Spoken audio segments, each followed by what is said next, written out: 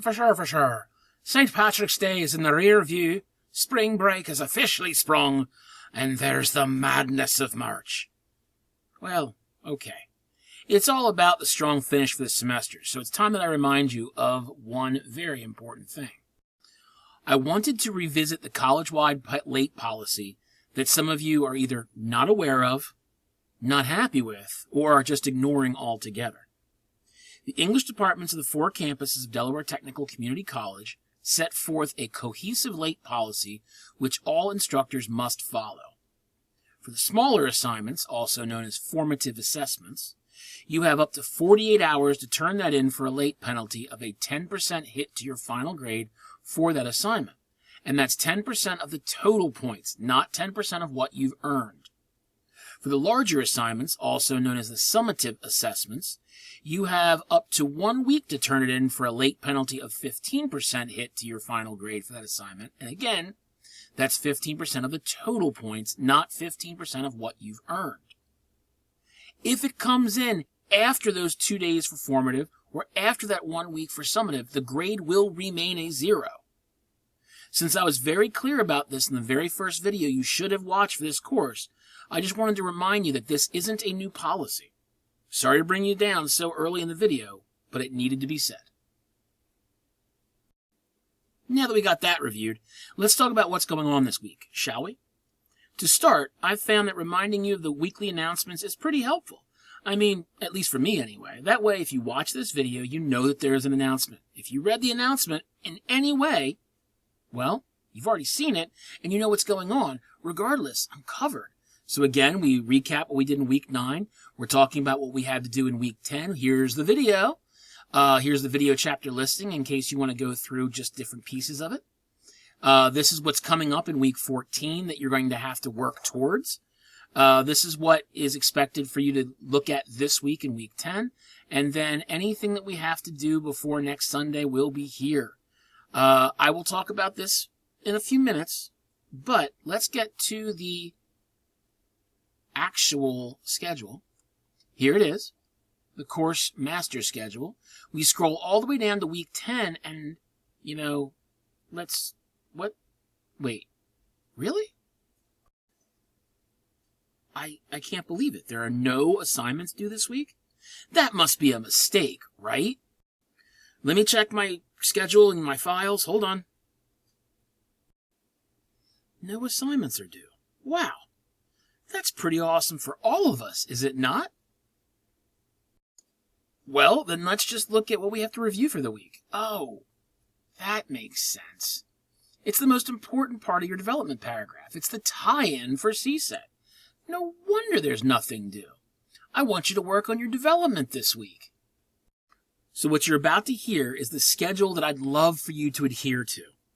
I have a plan that, if you follow it, you won't be stressing out the night before the paper is due, working feverishly to get everything done in just 2 hours. Ready? So once again, as you can see, there's nothing to be submitted for this week. There's a very important discussion board next week. So what should you be doing this week instead of nothing? Well, this week I want you to work on your argument portion. That would be the minimum of 3 argument points that will support your side of the argument. Each of those points will feature 1 claim, the topic sentence, and then however much evidence that you will use to prove that point. Kind of like CSET, set, With each piece of evidence, you will have an associated setup and a tie-in that will speak about it. We'll speak about that in a minute or two. So there would be a minimum of 3 well-developed paragraphs using CSET, okay? Honestly, I can see 4 or 5 paragraphs here, but that's just me. That means by next Sunday, which would be Sunday the 29th of March, you should have your argument completed and saved in a file somewhere safe.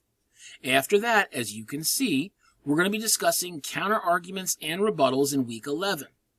By the end of that week, which would be April the 5th, even if it's not just a discussion board, which it is, you should have your counter-argument and rebuttal section finished.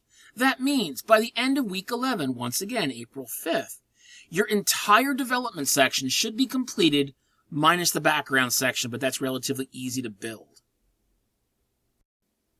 Think about that for a second. A couple of weeks prior to the paper actually being due, a week before it's even drafting due, you'll have probably 85% of the paper completed with only the introduction, background, and conclusion to go. Those are the easier portions of your paper, so the stress you have should be minimal. You're welcome. All that being said, let's take a look at the tie-in strategies. First, if you look at the CSET resources, it'll take you to this page here, which has everything that you need for CSET. Introduction, here's the claims again, setup strategies, evidence, tie-ins, all of that's right here. Common problems and what not to do, and then the CSET challenge, which we'll be talking about at the end of this video. But the tie-in strategies, as you can see, is also requested for this week. Click on that and we'll get here. The page really isn't all that long or involved, but it does bring up two very good points in your material. Summary and new insights. See, told you, not that long. So, if you really want to know what a tie-in is, it's this. How does the evidence you just supplied bolster your topic sentence or claim? How does it affect your overall thesis and argument? Can you explain the ways it takes your argument into a new, stronger direction? No? Think of it this way. The materials you are presenting through direct quote or paraphrase, well, that's great. But your reader can say, so what to it? The tie-in is your opportunity to say, look, I know you may not understand what I just said, so let me help you completely understand why it's important to me and my argument. By explaining that, the reader knows that you're taking the time to illustrate something very important, and the more you repeat something, the more your reader will process it as important and very necessary. See what I mean? So, by allowing yourself the repetition through the summary of the emphasis through new insights, you are able to fully engage your reader with the material. You think that makes sense? Now, we tried to do this CSET challenge way back here. Way back here. Oh, wait, no, I passed it. It would be right down here in week 6. If you didn't do it back in week 6, or you did, and you want to do it again, the CSET challenge is the same thing. Click on this video, or this link here, and you will get to this page here. I don't know why I closed it. But you'll see here, and by clicking on next, it'll ask you to, put the different pieces in the order, and I am just doing this randomly. I am not actually putting this in the correct order, okay? And then when you're ready, you click submit. It'll tell you right or wrong, and then, oh no, I'm incorrect. So whatever it is, it'll tell you. And once you nail that, you get to a point where you can go in here and actually figure out how to dissect the sections. And again, I'm doing this all in incorrect order, as you can see. Oh no, it's incorrect. So you do that, and it'll show you exactly in what order it's supposed to be. If you have any questions or concerns about this, please feel free to email me and ask. I am more than happy to explain it to you. Okay? Excellent. And that's the video, folks. Just at about 2.5 pages of script and less than 10 minutes. In any case, I hope that you've taken my advice and will take care to schedule your paper accordingly. If you do it how I've laid it out for you earlier in the video, you're going to find that you will be stressed a lot less than you would have if you try to do it in the last minute.